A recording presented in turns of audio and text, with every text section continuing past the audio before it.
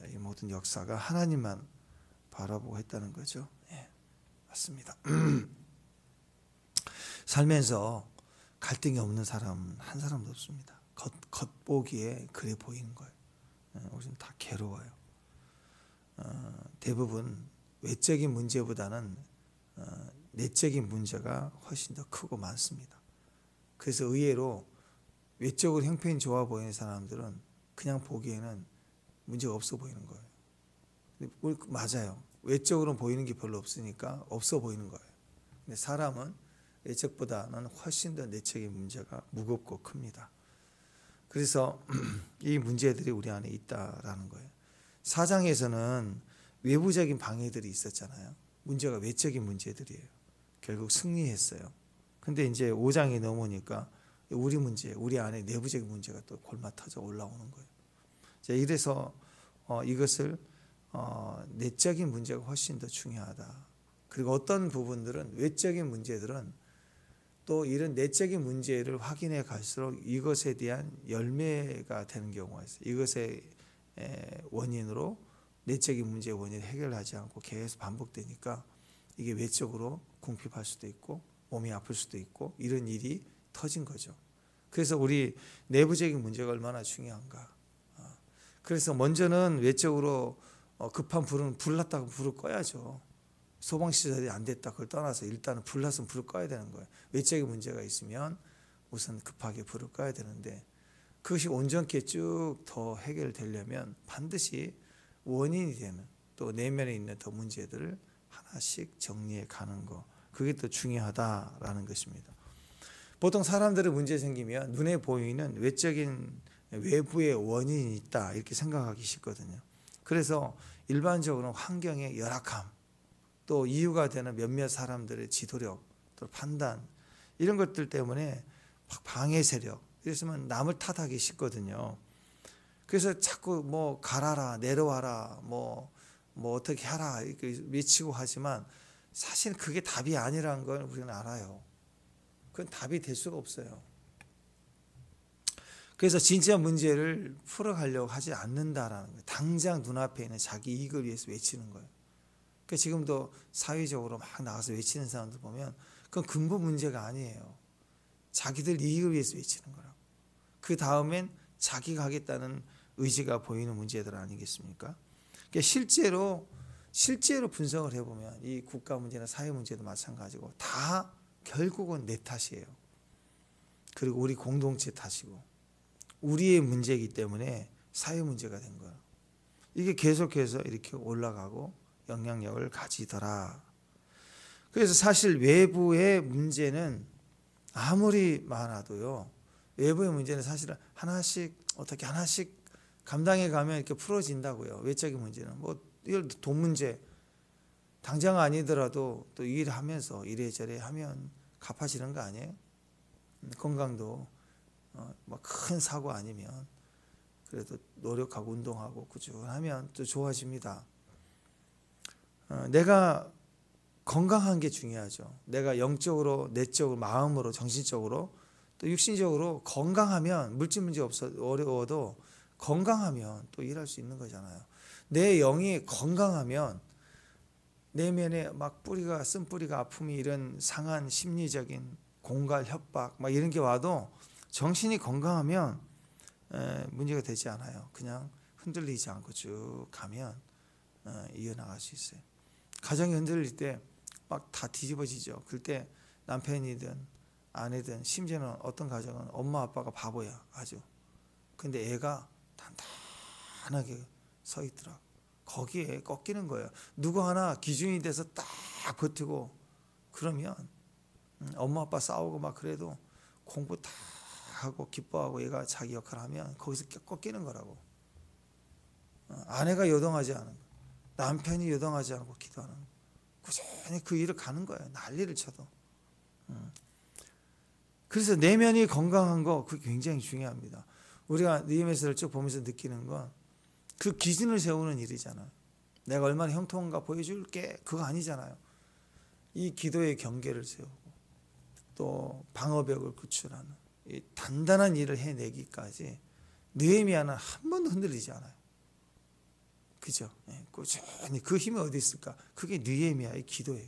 기도에 있어도 그 기도는 문제 하나 붙들고 막 깽판을 치듯이 뒤집어지고 막 울부짖고 보좌를 끌어내리고 천사를 파송시키고 막 그런 기도 안 했어요. 그냥 채워내는 거예요. 하나님으로 계속 채워가는 거예요. 꾸준하게.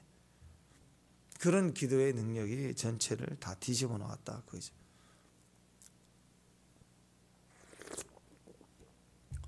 이스라엘 공동체의 핵심이 성전이고 성전 안에 지성소가 있고 지성소에 법궤가 있고 법궤 안에 말씀이 있는 것처럼 오늘 이 지도자 느헤미야 속에 요동함이 없어요. 절대적인 기준이 딱 세워져 있고 그 결과가 기도거든요. 말씀에 딱 서 있는 모습을 지켜나가는 거 그게 기도예요. 거기에서부터 지금 외부적인 문제도 방해 문제도 해결되지만 그 백성들이 막 여러 오늘 내부적인 여러 우리 안에 있는 문제들 골바 터지고 올라올 때 요동하지 않는 거예요. 다 그거 하나를 지켜나가는 거. 그래서 우리는 느헤미야가 얼마나 건강해 있는가. 그리고 이 백성이 외부와 싸우는 데 있어서 우리 내부적으로 영적인 건강, 심리적인 건강 이것에 단단해야 된다. 그 건강한 자가 네 형제와 아내와 자녀와 가족을 위해서 싸우라 이렇게 딱 핵심을 이렇게 꽂아주고 있지 않습니까? 네. 내가 내적으로 건강하지 못하면 나부터 시작해서 무너지고 감정이 휘둘리고 내 가족이 막 난리치면 같이 흔들리고 공동체 때문에 막 기울어지고 그러면 외부적인 세력의 도전이 올 때 감당할 수가 없는 거예요. 그냥 총체적 난공에 빠지는 거예요. 막 섞여버리는 거죠. 당장 눈에 보이는 상황이나 사건보다도 그래서 우리 자신의 모습이 중요하다 하는 말씀에 다 붙들려 있는 그 믿음이 모든 것을 이기거는 거예요. 그래서 사건이 발생되면 그 사건 보지 말고 그 사건에 지금 내 감정이 어떤가, 내 생각은 어떤가, 나는 어떤 생각이 자꾸 휘말려 있는가 또는 나는 절대적인 믿음의 생각이 딱 서 있는가 그거 보면 자기가 알아요. 그래서 이 지정의를 딱 확인해보고 살펴보라는 거예요. 우리 1번 한번 보시죠. 1번. 최근에 그 우리 한국 공군 특수 비행팀 있잖아요. 블랙 이글스. 그 예전에 우리 그 금토동에 우리 고구마 밭에서 우리 가서 그거 할 때 한 달에 비행기를 막 갔죠. 이렇게 한 5대가 막 이렇게 다녔잖아요. 그게 블랙 이글스. 그 사람들이 세계적인 비행기 수를 가져가지고 세계 무대에서 공연하고 막 비행기가 서서 뚝뚝뚝 가고 굉장히 화려하게 합니다. 행사 때 하는데. 근데 이번에 이제 두바이인가 거기서 비행 쇼가 있어가지고 일본에서 중간에 급유를 해서 가려고 했더니 노 하고 안 해. 보통은 이제 다 급유를 해주거든요. 국가 간에 서로. 노 왜 그러냐면 그 비행기가 독도를 이렇게 지나간 적이 있대. 그래가지고 그 핑계를 가지고 이제 안 하겠다 거절을 해버렸어요. 그러니까 이제 심각해지는 거죠. 그럼 뭐 안 해. 뭐 내가 뭐 니들 없으면 하나. 그래가지고 한국이 그랬는데 어쨌든 그걸로 시작해서 갈등이 막 시작해서 올라와요. 어려서부터 지켜봤던 일본은 늘 그렇게 얄미워요. 지금까지 모든 뭐 광복절, 3.1절, 뭐 소녀상, 미국 관계 할 때 보면 약삭이 붙어가지고 미국에서 막 이렇게 얘기하고 하는 일들을 보면 참 상황마다 때마다 일마다 일본은 진짜 얄미워. 진짜 얄미워. 일본 총리 될 때마다 망언하고 막 그런 것도 보면 정말 열받죠. 보면 우리 민족에게 절대 도움이 안 되는 것 같아요. 근데 요즘에는 또 새로운 또 나라의 또 인기가 또 중국으로 올라오니까 중국 너무 사람들 싫어하니까 일본은 좀 줄어든 것 같은데 다 얄미워요. 정말 진짜. 오죽하면 요즘 제주도에 제주 시민들 청년들이 막 돌아다니면서 구호를 외쳐요. 길거리 똥 싸지 말자. 오죽하면 지켜달라. 범죄율이 지금 많아진다는 거죠. 제주도에. 무비자니까 저녁에 와서 털고 아침에 비행기 나가버린다는 거예요. 그러니까 중국 때문에 막 골치 아픈다고 그러고 있지. 근데 가만히 보면 중국도 싫고 일본도 싫고 얄밉고 막 이게 있어요. 이게 내면에 있다 보니까 알게 모르게 뿌리에 일본이 싫은 거예요. 우리가. 그런 마음도 있고. 그래서 경기만 하면 무조건 이겨야 되는 거예요. 경기만 하면 축구는 무조건 이겨야 되고 막 그런 게 이제 우리 안에 올라와 있죠. 근데 이것이 이런 배경이 우리 안에 있다면 우리는 일본을 탓하는 기질이 생길 수 있어요. 이 쓴뿌리가 생기면 무슨 일만 탓이면 저 남편 탓이라고, 무슨 일만 탓이면 저 아내 탓이라고, 무슨 일만 탓이면 애들 때문에 그렇다고, 애들도 무슨 일만 탓이면 우리 아버지가 이렇다고, 맨날 그런 탓이 나라가 이렇다라고, 대통령이 때문에 그렇다고 매일 그렇게 탓을 하는 거죠. 그런데 한번 생각해 보자고요. 특별히 일본은 우리가 35년 동안 강점기가 있었기 때문에 우리를 지배했던 그 상황, 역사적 아픔이 있기 때문에 우리가 훨씬 더 우리 안에 이유가 되고 탓하기 쉬운 그런 대상이기도 합니다. 근데 한번 생각해 보자고요. 근본적으로 생각해 보자고요. 우리나라가 그때 고난을 당하고 나라를 잃어버리게 돼 국권을 빼앗겼던, 진짜 국정농단은 거기 있었잖아요. 그걸 잃어버렸던 근본적인 이유는 뭘까? 일본이 약해서 그럴까요? 그 주변에 뭐 중국이나 뭐 프랑스, 미국, 우리 그 구한말 시대의 열강들은 다 착했나요? 다 똑같았어요. 다 똑같았다고. 근본 원인은 일본이 약해서가 아니라 우리가 약해서 그런 거라고. 그러니까 1900년대에 우리가 힘이 없었다고, 외교도 못했어. 우리 것이 좋은 거야 해가 세국 정책 다 닫아버렸다고, 외교를 부산하게 해서라도 힘 여러 가지 다른 나라에 의지해서 그 힘이 없어, 그럴 마음도 없었다고, 이것도 저것도 안 됐다고. 근데 결국은 나라가 힘이 없어서 국권 침탈이 일어나는 거지, 일본이 세고 악해서 못돼서 그런 게 아니었다는 거예요. 그걸 정확하게 우리가 이해를 해야 됩니다. 그래서 도산 안창호 선생님 같은 분은 무슨 그 당시 공의, 정의, 차별, 적폐청산 이런 명분으로 애국 운동하는 게 아니에요. 그분은 딱 정확하게 우리가 힘이 없다, 그러니까는 독립기지 건설하고 나라가 힘이 없어서 병사를 못 길러내니까 무관학교를 만들었다고. 우리의 힘, 군사적 힘, 나라가 안 되면 백성이라도 모이자 해갖고 그렇게 독립군 기지를 건설하고 그렇게 힘을 길러냈다고요. 그러니까 힘이 없을 때, 힘이 없다 그럴 때 정신무장, 적폐청산, 비리, 지금 그럴 때냐고. 왕이 힘이 없도다, 뭐 신하가 바보들이다, 뭐 왕이야 뭐 통촉하고 그럴 때가 아니라 진짜 힘이 없으면 힘을 길러야죠.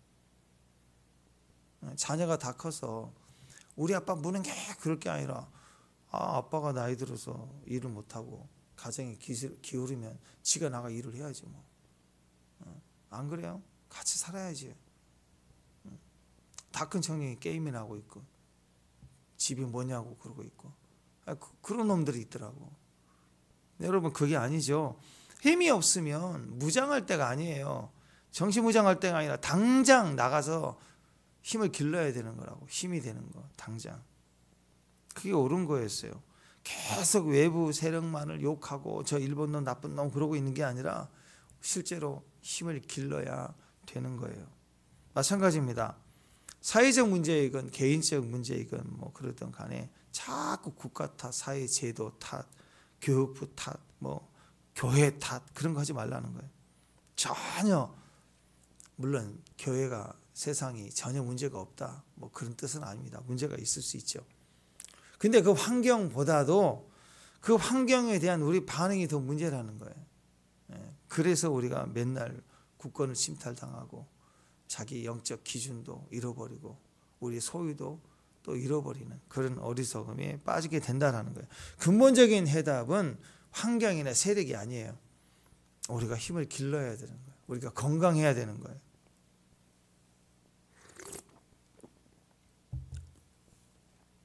그러니까 정말 중요한 것은 우리가 내적으로 건강하지 못하니까 어떤 일이 벌어지는가, 우리는 분열하기 시작하는 거예요. 자, 보십시오. 우리는 끊임없이 외부로부터 호흡할 때마다 음식을 통해서 미세 플라스틱부터 시작해서 발암물질이 끊임없이 들어온대요. 하루에 3,000번 가까이 누구나 예외 없이 발암물질이 들어온대요. 근데 그게 착석하지 못하고 착석했다고도 바로바로 소멸되고 죽어버리는 거예요. 근데 문제는 한번 그러다가 착석이 되면 그러면 거기에 붙어서 점점 암세포가 증식되는 거죠. 누구나 매일매일 암세포가 들어온다는 거예요. 대부분 몸이 건강해서. 근데 그걸 이제 연구해 보니까 피가요, 건강한 사람 피는 이 적혈 백혈이 동글동글해요. 동글동글해. 선명해. 근데 이게 끈적하고 당이 걸리고 막 이런 면역이 떨어 혈압이 높고 그런 피들은 끈적끈적해서 원이 흐물흐물해요. 못생겨져요. 피가 못생겨졌어요. 그러니까 이게 암세포가 누가 들어오면 이길 힘이 없는 거예요. 면역이. 그러니까 얘네들이 연합을 못하고 분열해요. 지 몸 하나, 혈액세포 하나하나가 온전한 형상이 안 되니까 흐물흐물하니까 힘도 없고 싸울 힘도 없지만 연합을 안 해요. 연합이 안 돼. 분열이 되는 거예요. 각자 도생해요. 근데 건강한 혈액은 세포 하나 들어오면 달라붙어서 덮어버려요. 그냥 포용해버리는 거예요. 이게 성도의 모습 아니에요? 악한 자가 딱 오면, 신천지 한 사람 오면 나가 뭐 일으킬 수도 있지만 들어오면 저건 밥인 거야. 그냥 여기서 3명 4명이 가서 덮어가지고 막 사랑한다고. 당신은 사랑받기 위해서 여기 왔다고. 자기는 교회 무리들을 왔는데 사랑받고 왔다고 막 사랑하고 덮어주고 이뻐주고 막 그러니까 거기서 녹아내리는 거예요. 녹아내리는 거예요. 그와 같이 혈액도 그래요. 우리가 건강하지 않으면 분열이 일어나기 시작합니다. 작은 자극에도 분열이 되기 시작해요. 우리가 힘을 기르면 연합이 되고 하나가 됩니다. 100년 전이나 지금 우리 한반도 상황이나 보면 여전히 힘이 없어요. 우리나라가 힘이 없어요. 그리고 분열을 너무 좋아해. 분열을 너무 좋아해. 그러니까 일본 탓만 하고 있는 게 아니라 지금이라도 당장 대책을 마련하라. 그게 뭐예요? 연합하고 하나 되는 거잖아요. 장기적인 계획을 가지더라도 힘을 길러서 하나. 지금 국가들마다 전쟁의 위기설이 많아지고 갈등이 많아지니까 막 무기를 만들어. 여기 K방산 뭐 무기 많아진다 좋은데 이 바보가 계속 무기 만드는 쪽으로 가면 안 돼요. 지금 동서가 이게 정치가 완전히 극과 극으로 갈라져 있는데 이런 상태로 뭘 싸워요, 뭘. 하나가 돼야 되잖아요. 저는 이 하나 되는데 가장 중요한 역할이 교회라고 생각해요. 동쪽에 있는 교회, 서쪽에 있는 교회. 교회가 연합해서 하나가 되고 뜨거워지면 거기서 녹아 내려가야 된다는 거죠. 느헤미야 5장에서 이걸 쭉 보여주고 있습니다. 4장에서 갈등, 외적인 갈등, 충동들을 이겨나갔는데 문제의 근본 원인을 딱 보니까 5장에 보니까 내적인 문제인데 우리 안에 있는 문제 때문에 그 있었던 사마리아 중심의 이 외부 세력들, 이전의 정치 세력들, 이런 사람들이 막 악착같이 우리를 끊어내려고 도전했던 이유들이 있었더라. 그리고 우리 안에도 그런 모습들이 있더라. 이게 연결되어 있으니까 이게 어려웠었다라는 거예요. 갈등이 뭐였느냐?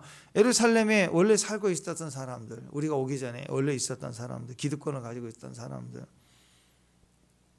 근데 갑자기 그들 입장에서 볼 때는 성전 재건과 또 성벽 재건 이런 것들을 위해서 또 페르시아 왕의 힘을 얻어서 세력들이 오면서 5만 명 또 여러 사람들이 들어오면서 핵심 자리에 자리를 잡고 다시 옛날 우리 땅 차지하면서 우리 민족의 우리 조상 때 있었던 땅 문서를 가지고 오고 에레미야서에 나왔죠. 땅 문서를 사게 하죠. 그냥 돌아올 것이니까. 그러니까 다시 그 땅의 확인을 통해서 측량을 해서 우리 아버지 조상의 땅 여기야 다시 나가하고 차지하고 이렇게 막 일이 일어나기 시작하니까 우리 땅이 우리 집인 줄 알았는데 그렇잖아요. 한 80년 지나고 또 14년 지나고 거의 100년 가까이 지났는데 100년 전에 1세들 지나고 2세들 지나고 그러면 그때 태어난 그 지역의 사람들은 우리 땅인 줄 알고 우리 아버지 때부터 살았던 땅인 줄 알고 지금도 팔레스타인 문제도 그거 아니에요. 근데 자기 땅이라고 나가래. 그리고 페르시아의 왕의 명령을 가지고 와서 또 성벽을 재건하는데 막 이러니까 인구가 증가되기 시작하는 거예요. 인구가 증가되니까 식량도 부족해지고 물가는 오르고 페르시아의 지배를 받고 있으니까 세금도 내야 되는데 이들이 많아지니까 부과되는 세금의 양도 분명히 많이 때려질 것이고 세금도 분량도 많이 내야 될 것이고 또 마침 또 그때 삼재가 겹친다고 3절에 보니까 흉년이 또 들어요. 소득 없는데 나갈 건 계속 나가야 되고 집이 받고 있으니 이걸 내야 될 게 너무 많은 거예요. 그러니까 어떻게 저당을 잡히게 되고 빚을 지게 되고 바깥 포도원을 쳐다 잡히고 땅도 팔고 이제 집도 팔았고 심지어 자녀들도 팔아 나가는 거예요. 자녀를 직접 팔지는 않아도 빚 때문에 종으로 보낼 수밖에 없는데 돈이 없으면 그냥 그대로 팔리는 거예요. 결과적으로 자기 딸을 종으로 팔았다라는 거예요. 그러니까 생존의 문제로 막 악착같이 이 성벽 제거를 방해하고 막으려고 했던 의도도 있다라는 거예요. 또 이런 위기나 이런 공사가 일어나면 돈 많은 사람들에게는 사실은 이럴 때 돈 벌 수 있는 기회가 되죠. IMF 때요. 그것이 기회가 돼서 돈을 버는 기회가 돼서 머리 굴려서 이익을 보는 사람들 많아요. 코로나 시대에 백신 가지고 엄청 돈을 버는 사람들 일부러 그런 사람들이 있다니까요. 위기가 오면 막 돈을 벌어. 그래서 막 예를 들어서 수해 현장이 일어났다. 그러면 안타깝게 여기고 모금을 하고 하잖아요. 근데 그걸 기회로 얻어서 막 그 현장에 가서 사진 찍고 막 보도하고 뭐 해서 막 조회수를 올리든지 어떤 식으로 해서든지 물건을 빼돌려서 팔고. 그래서 여러분 일본도 그렇게 뭐 도덕적이다 양심적이다 그렇다고 얘기를 해도요, 수해 현장 딱 터지고 며칠 지나서 보면 일본 사람들 중에서도 차 갖고 와서 집 무너지고 하는 데서 한쪽에서 구제하는데 휘랑 물건 막 실어서 도망가는 사람도 많아요. 사람은 다 똑같아. 그러니까 위기를 기회로 삼아 자기 이익의 수단으로 사는 사람들이 있다는 거예요. 그렇잖아요. 우리 용산이나 세월호 같은 데서도 그 고통 가운데 부모들 울부짖을 때 정치인들 한 번도 눈코 보이지 않았던 사람들 달라붙어가지고 막 대변해주고 얘기해주고 단물 빨고 막 이익 보다가 좀 지나면 싹 빠져버리고 하나도 해결 안 해주잖아요. 똑같은 거예요. 보이는 물질 이익을 뺐든지 아니면 그렇게 보이지 않는 이익이지만 자기 기득권을 취하려는 사람들. 그러니까 이게 서로의 고리대금으로 연결되고 값비싸게 그때 안타까우니까 100원짜리인데 50원에 제발 좀 이걸 어떻게 사주세요. 난 돈이 너무 급해요. 그러면 급한 줄 아니까 안 돼. 10원에 팔아야 돼. 10원에 사가고. 이런 사람들이 막 있었다는 거예요. 고통스럽게 더 뺏어버리는 집을 사들이고. 그러니까 점점 빈부의 격차가 커지는 거예요. 사회적 골이 깊어진 거예요. 생존을 위해서 그들은 외칠 수밖에 없는 거예요. 그럴 때 마귀가 이 산도끼비 같은 사람들을 와가지고 적폐청산 정의 불의 억울하지 선동해갖고 성벽을 방해하는 일을 할 때 이 사람들은 따라 동참할 수밖에 없는 거예요. 이게 지금도 동일합니다.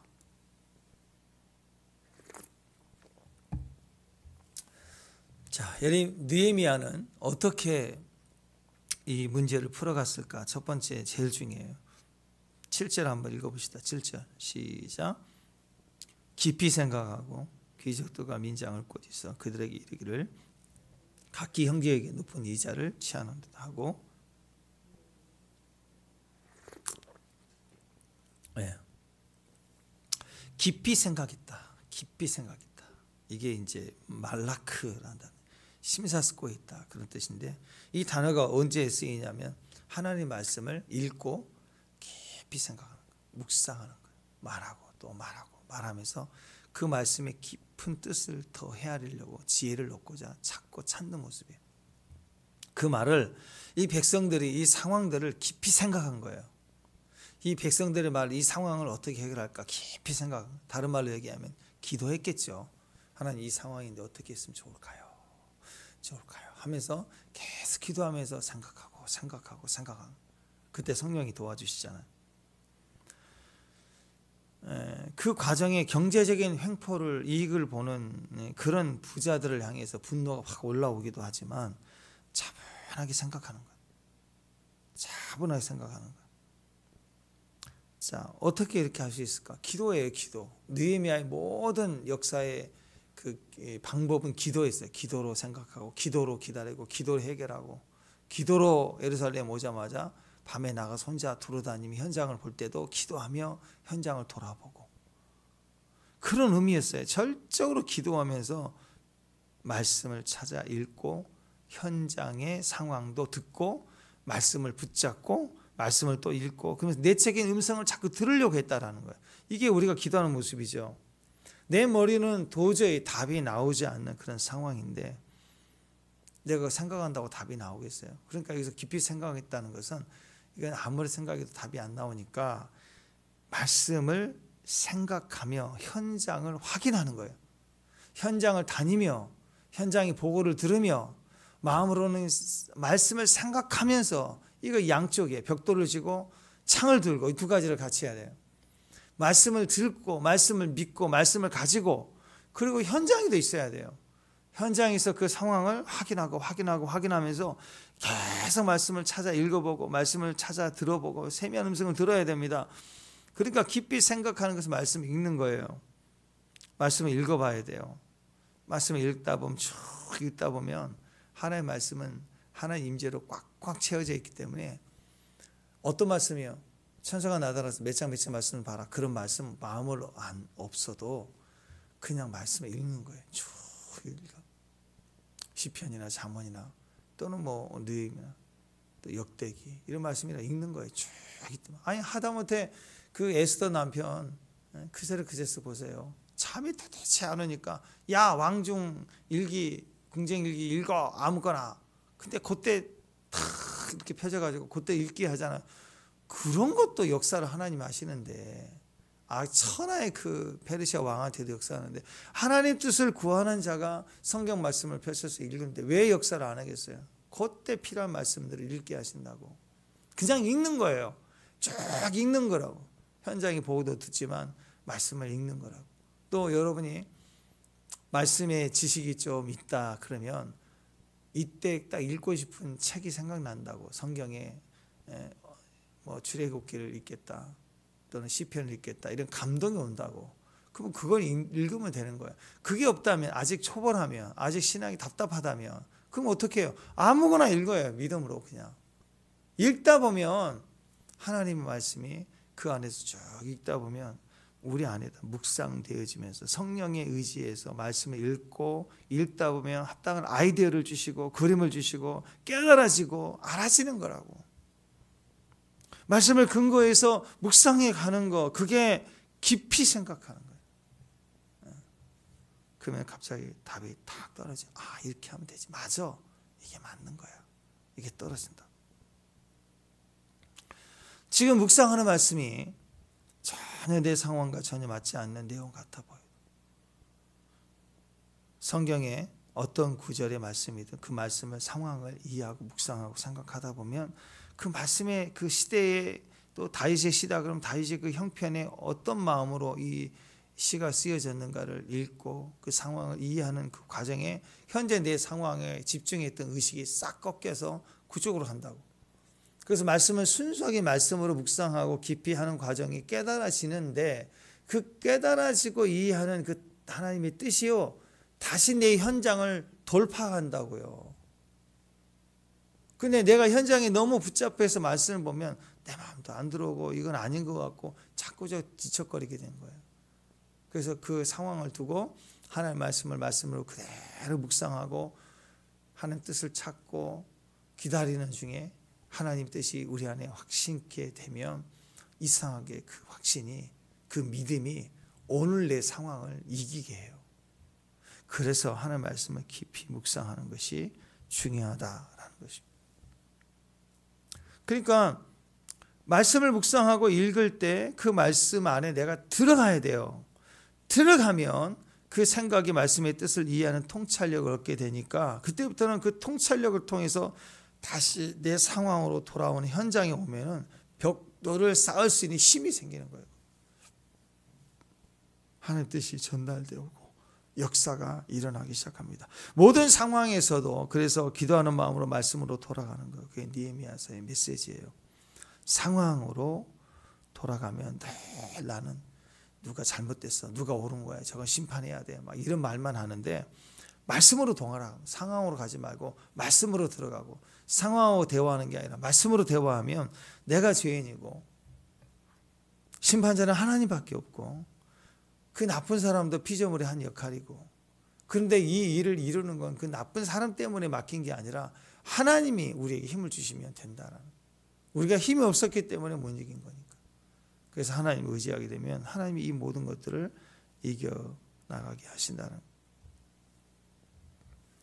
내가 늘 옳다, 내가 늘 맞다라고 정의를 내가 독점해버리면요, 하나님도 아니야, 내가 옳은 거야 이 상황에서는 하고 내가 정의를 독점해버리면 나는 항상 의인이고 부자나 귀족 이런 사람은 다 나쁜 놈이고, 이렇게 만들어버리면 이제는 다 같이 죽는 거예요.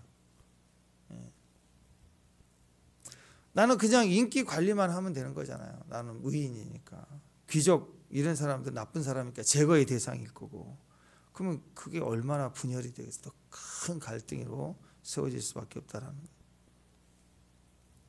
그러니까 나는 의인. 이상하게 나는 억울한 자는 의인인 줄 아는데 절대 억울한 건 의인이 아니에요. 억울한 자 편에서 서서 막 외쳐주면 이 사람은 의로운 일을 하는 것 같은데 아니라니까요. 억울한 자 편이, 억울한 자가 의인이 아니라니까요. 하나님 믿는 자가 의인이라니까. 생각을 바르게 해야 됩니다. 억울하면 의인, 갑이면 무조건 갑. 그럼 이 세상에 가진 자들은 다 대적인가요? 아니라니까요. 그런 프레임을 씌운다고 지금. 그러니까 나는 의인, 너는 대적, 이런 구도로 가지 말고 말씀의 구도로 가야 돼요. 나나 너나 다 같이 말씀으로 돌아와라 이거예요. 돌아와라. 말씀으로 돌아와라.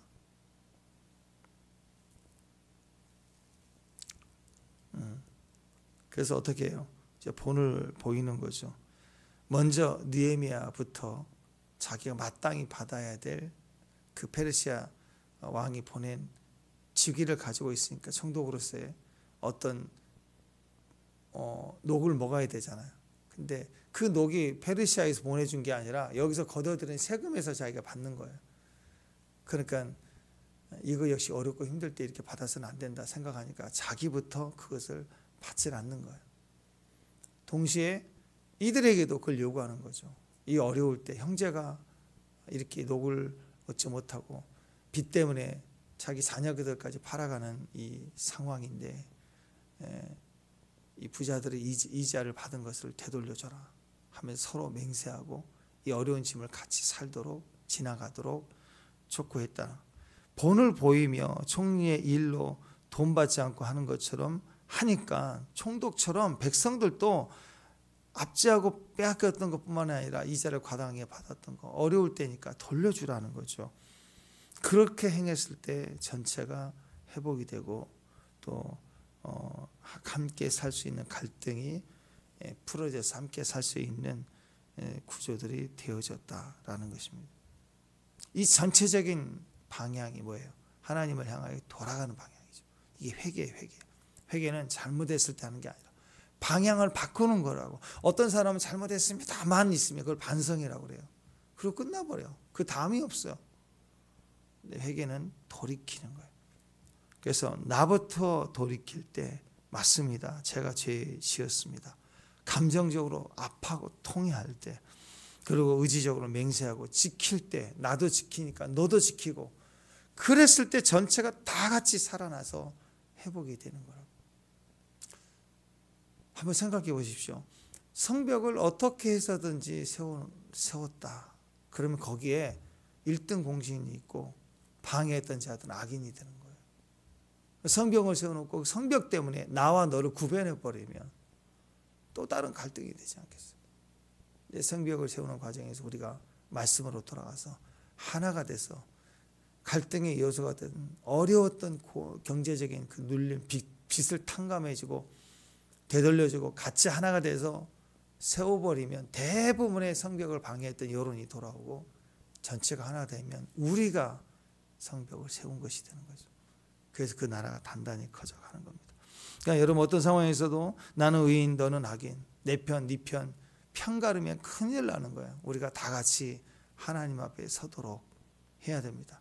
다시 제일 먼저 말씀으로 돌아와서 외적인 문제보다 내적인 문제 해결하는 방법은 말씀으로 돌아가서 그 내적인 문제를 일으키는 상황에 억울함들이, 형편이 어려운 일들이 있다고. 그럼 우리가 그것을 도와줄 수 있고 풀어갈 수 있는 행위들이 있습니다. 그걸 풀어가기 시작할 때 이 전체적인 갈등은 해결이 된다라는 것입니다. 오늘 이 기도로 풀어가는 이 느헤미야의 지혜가 또 믿음과 기도의 힘이 오늘 저와 여러분에게 있기를 주님 이름으로 축원합니다. 기도하겠습니다. 하나님, 얼마나 죄를 지었을까? 악할까? 못됐다. 그게 아니라 주님, 우리가 힘이 없고 약합니다. 우리가 죄인입니다. 오늘 주님 오셔서 십자가의 그 은혜로 우리를 덮어주시고 우리를 치료하고 회복해 주시고 모든 갈등 현장에 우리를 통해서 전체가 하나가 되고 풀어져 나갈 수 있는, 그래서 회개하고 다시 말씀의 지혜로 살 수 있는 귀한 능력의 종들 되게 하옵소서. 예수님 이름으로 기도합니다.